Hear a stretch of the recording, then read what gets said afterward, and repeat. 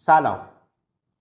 درک غلط از آزمون آیلتس. معمولا مشاهدات اولیه یک استاد آیلتس اینه که میبینه یک جعبه لایتنری است، یک کتاب 504،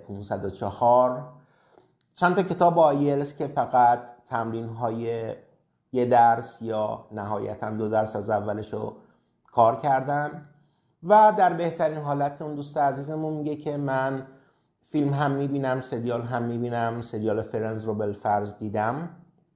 دوستان عزیز، شما در آزمون آیلتس نیاز به حفظ لغت ندارید، شما نیاز به درک عمیق از لغت و درک مطلب بالا دارین. شما در آزمون آیلتس فقط فیلم دیدن نمیتونه به کمکتون بیاد. شما باید دقیقاً به صورت جزء جواب رو متوجه بشین، نه به صورت جنرال. وگرنه میگین که من همه آزمون لیسنینگ رو متوجه میشم ولی جوابا رو اکثرا غلط میدم.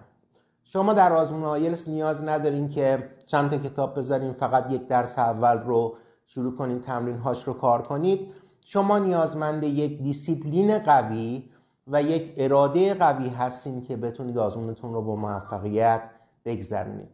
درود بر شما، موفق باشید.